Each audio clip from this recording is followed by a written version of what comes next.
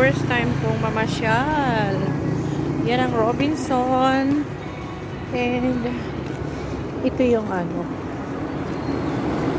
Ayan o, Grotto. Grotto Church. So, tinatry lang namin. Maglakad-lakad. Pagkatapos namin kumain. At kami ay pupunta sa isang location. Diba? Ang bibilis nila maglakad. Wala. Ayaw kasi, usapan kasi, ano lang, maglalakad. Hindi magsasakyan kasi ang lapit-lapit nito sa amin. O, diba?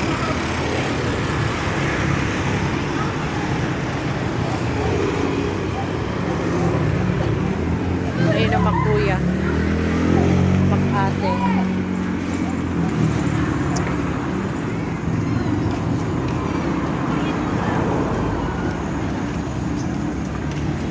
Nagse-set up na sila for tomorrow.